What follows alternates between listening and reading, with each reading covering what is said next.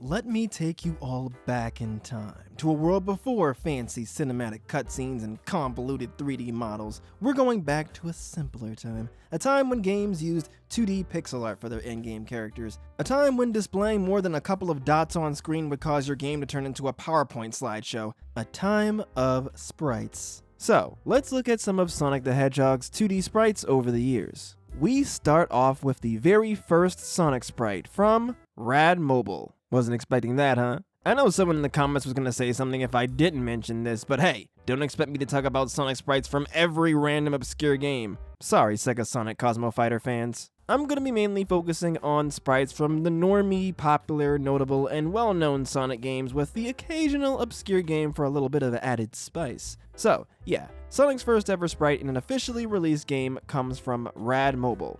Rad Mobile.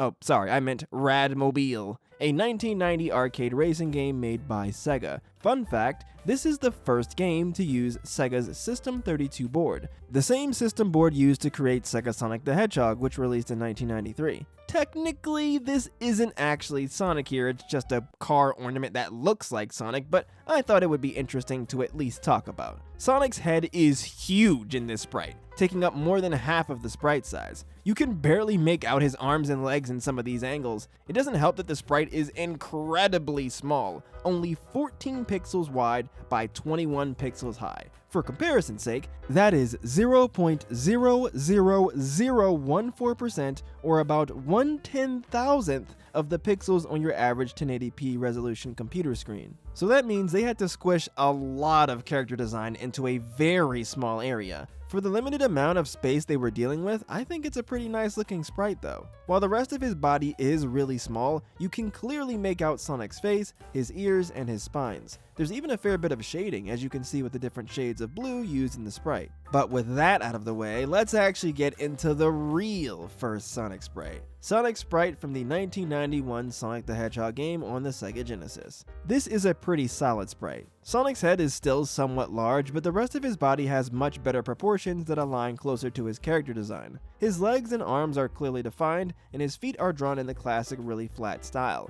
This sprite is about 29 by 39 pixels, which makes it 4 times as big as the Rad Mobile sprite. And fittingly, this sprite has a lot more room for detail. Sonic's spines have clear definition, you can make out the folded part of his boot, and there's noticeable separation between his fist and the bottom part of his glove. I also want to draw attention to the shading. There's a pretty smooth gradient from the front of Sonic's face, where the shade of blue is very bright and light is hitting his face, to the back of Sonic, where his spines are, that have much darker, more saturated shades of blue. Overall, I like this sprite. It's a great base to start with.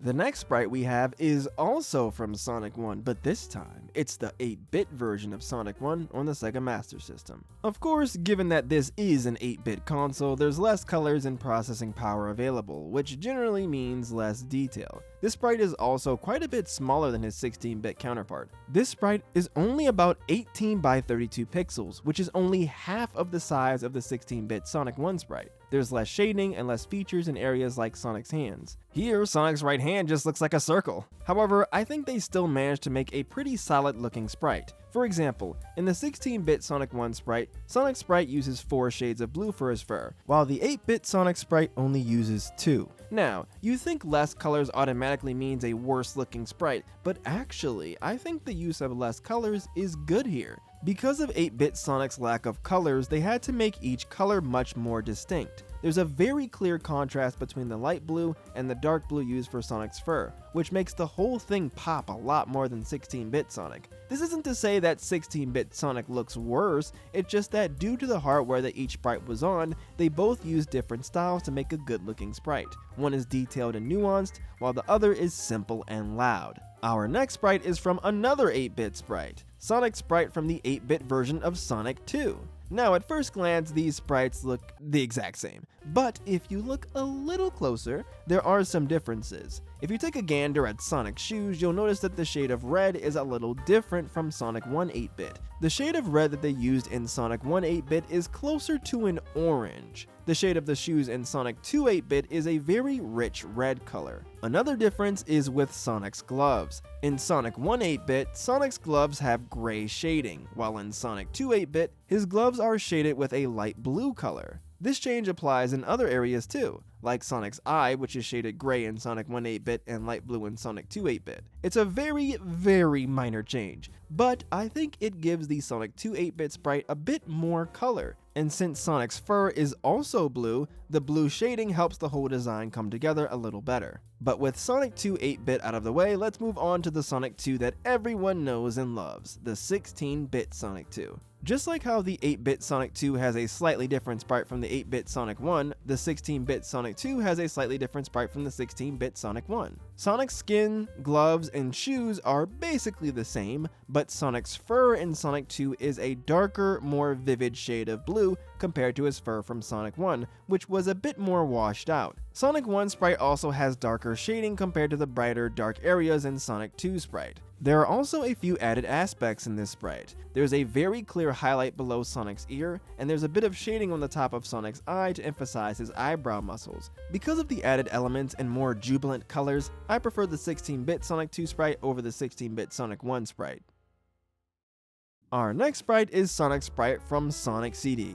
Well, not much to say here because the sprite is exactly the same as the Sonic 1 sprite. Next up, we have Sonic Chaos, another 8-bit game. For that reason, I think it makes the most sense to compare this sprite to the Sonic 2 8-bit sprite. Despite both of these games being on 8-bit hardware, the Sonic Chaos sprite looks quite different. There's a highlight on Sonic's head now, similar to how they added one in 16-bit Sonic 2. And also just like that game, Sonic has a shadow on his eye to emphasize his eyebrow muscles, and you can even clearly see the eyebrow muscles here. His nose looks a bit smaller from some angles, his eyes are smaller too, and his gloves have more detail. Another difference is Sonic Chaos has far less distinct outlines. Overall, I really like Sonic Chaos' Sonic sprite. They managed to take a lot of the features from the 16-bit Sonic sprites and stuff them into a smaller 8-bit form factor. Next up, we have the sprite for everyone's favorite Sonic spin-off, Sonic Spinball. Oh my gosh, man, look at what they did to my boy Sonic. Look at him. Why is the top of his head flat? You see how with the other sprites there's a bit of a curve to the top spine on Sonic's head? It looks good. It makes the whole thing flow together well. Curves are good. But then you got this! His spikes as a whole look less curvy and more like rusty knives. Now, I believe that this was a conscious decision. As you all may know, Sonic Spinball was developed by the American side of the Sega Technical Institute, so it's likely that this game was made using Sonic's American design as a base, where his spikes look more like a saw blade mohawk on his head, rather than the Japanese design where his spines and head look a whole lot more cohesive. I don't mind American Sonic, but I don't think his design translated well into sprite form. Another problem with his sprite is that Sonic is shorter. Despite this game being on the Genesis, Sonic's sprite was still made shorter like in the 8-bit games. In fact, he's only 1 pixel taller in Spinball than in the 8-bit games. Even though Sonic is shorter, they still kept the longer width of the Genesis sprites, so as a result, Sonic looks really wide here. All of the proportions are just off here. I don't know, maybe you guys like this, but I'm not vibing with it. But with that out of the way, let's move on to Sonic the Hedgehog 3. When I was a kid, I honestly didn't like this sprite. Maybe because it was different from the classic Genesis Sonic sprite that I know and loved, but now I realize, man, I must have had a few brain cells missing because this sprite is awesome. I think the first big difference is in Sonic's face. His eyes aren't just big black voids anymore. They used lighter colors on the edges to give Sonic's eyes a bit of a smoother, less jarring look. His nose is angled upwards, unlike before where it was kind of like a triangle or like a T-block in Tetris. But probably the coolest new addition is that Sonic is smiling. In all of the older idle sprites that we've looked at today, Sonic had no mouth. He was just kind of standing there with a blank look on his face. You'd have to get Sonic to do a specific animation, like hanging off of an edge, or you'd have to wait for Sonic to do his little foot tapping animation to get any sort of expression on Sonic's face. So I think giving Sonic's basic idle sprite a smile was a really good way to give him a bit more character. Some other cool changes are, Sonic's hands are larger, allowing you to more easily see where his fingers are. His tummy now has a highlight on it, and his pose is slightly different now. Before, his feet were both pointed forward with his right leg being slightly angled behind him, which is a little bit of a rigid, awkward stance. However, now the pose looks more natural with his right foot angled more towards the screen, making his stance more open. Speaking of his feet, his shoes have received a pretty substantial overhaul. They're not as flat looking, they have a bit more height now, which I like. Before, his shoes kind of looked like pointy slippers. But yeah, this is a really great sprite. It's amazing how they managed to make a sprite look so different while using the same amount of space as the older sprites. Next up, we have the 8-bit version of Sonic Spinball. This sprite is absolutely tiny, only 16 by 21 pixels, which makes it only slightly bigger than Sonic's Radmobile sprite. For the limited space they were working with, I think the sprite looks solid. You can make out Sonic's spines, his ears, his eyes, and there's even some shading as well. Sonic's head doesn't look quite as flat in this version compared to the 16-bit Spinball, so this is an improvement for me. Next up, we have Sonic's sprite from Sonic & Knuckles, which is the exact same as the sprite from Sonic 3, so moving on. Let's move on to another 8-bit game, Sonic Triple Trouble. Triple Trouble is the second game in the Sonic and Tails series after Sonic Chaos, so let's compare these two sprites. The sprites are similar, but there are some noticeable changes. Sonic Triple Trouble took a lot of the changes introduced in Sonic 3 and added them to the 8-bit Sonic sprite, in the same way that Sonic Chaos took a lot of the changes introduced in Sonic 2 and added them to the 8-bit Sonic sprite. Triple Trouble Sonic sprite has taller boots, an altered stance, you can see his left leg is bent forward a little bit more, his tummy has a highlight, and he has a mouth. Another interesting detail is that the positions of Sonic's spines are a bit different. In Sonic Chaos, the bottom two spines kinda droop downward, but in Triple Trouble, the spines are much more condensed, which I think gives Sonic a spikier appearance. They're both really good sprites, but I think I might actually prefer the Sonic Chaos sprite. I think Sonic's shoes look a little bit too big in Triple Trouble. It worked in Sonic 3 because the sprite itself was taller, so there was more room to work with, and all the proportions looked great. Here, the shoes look a bit too large, but I still do really like the sprite, and I think all of the other improvements are good. Up next, we have an interesting diversion, Sonic 3D Blast, both the Genesis and the Sega Saturn versions. So let's start with Sonic's sprite in the Genesis version. So while the game itself is called Sonic 3D Blast, the game still uses 2D sprites, but the sprites were made to emulate the appearance of 3D models. I give them props for trying something cool, but I don't think these look particularly good. I think Sonic's head and torso looks fine, but his arms and legs are super skinny, and in some angles Sonic just looks plain ugly. The Saturn version does look better, I guess, because it has more complex shading, but I still don't really like it. Sonic 3D Blast had a companion game, the 8-bit game, Sonic Regular Blast. I call Sonic Blast a companion game as it has similar box art to Sonic 3D Blast, and Sonic Blast's Sonic sprite is done in the same style as Sonic's sprite from 3D Blast. I don't have much to say here. They took a sprite that was already not great and made it even more crunched up.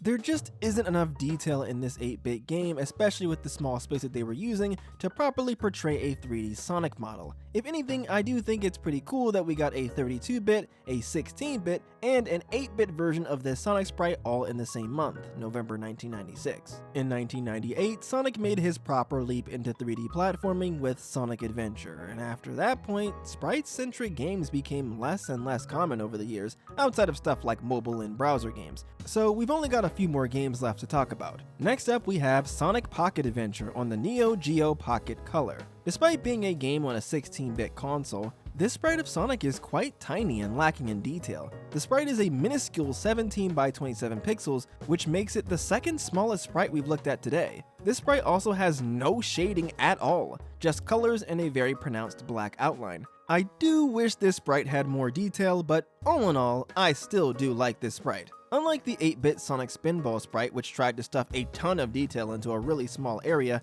the Pocket Adventure sprite opted for a less is more approach. The simple design makes it very easy on the eyes and quite endearing. They even gave Sonic green eyes to make his design more in line with his Sonic Adventure redesign. Now we move on to one of the most prevalent Sonic sprite designs, the Sonic Advance sprite. Like Pocket Adventure, this sprite is based on Sonic's Sonic Adventure redesign, and I think this sprite does a better job at replicating that look. Sonic has his green eyes, but he also has his longer spines, flatter stomach, and soles on his shoes. Also like Pocket Adventure, the Sonic Advance sprite decides to go for a smaller, less complex look with less shading and no highlights. I think the Sonic Advance sprite manages to find a perfect balance of detail and simplicity. Its simpler shading and distinct outlines give the sprite a cool anime-like quality to it, which I really dig. I must not have been the only one to really like this sprite design because it would be reused in Sonic Advance 2 and 3 and Sonic Battle, with a few changes here and there. I have a lot of nostalgia for this sprite. It really takes me back to those old days on car rides with my GBA.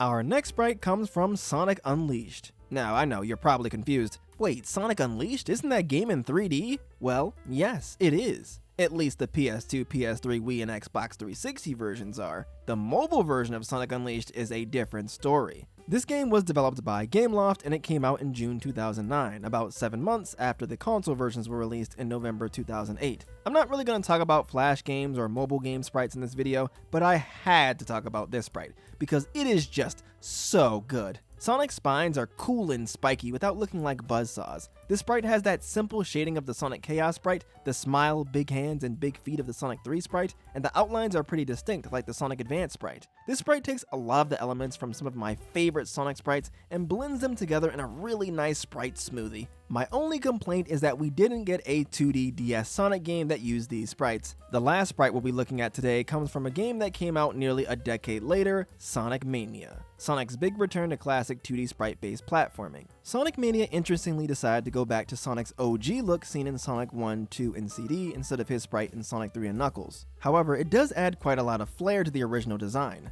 There's way more detail in the shading with tons of shadows and highlights. His shoes now have highlights, his stomach has a highlight, and his eyes even have discernible highlights. His hands are bigger and a lot more distinct, with noticeable thumb placement, and you can tell where the knuckles on his fists are. Also, the white straps on his shoes are bigger, making them more noticeable. I think the devs did a good job at modernizing Sonic's first look. But there you have it, everyone. That's all of the sprites for today. If you're interested in watching more videos where I talk about weird things in the Sonic series, here's a video I did on the oddities of Sonic zone names. I also have a whole playlist of Sonic videos for you to check out if you're looking for something to marathon or to just have something to listen to as background noise. That's all I've got to talk about for today though, so thanks for watching y'all and have a great rest of your day.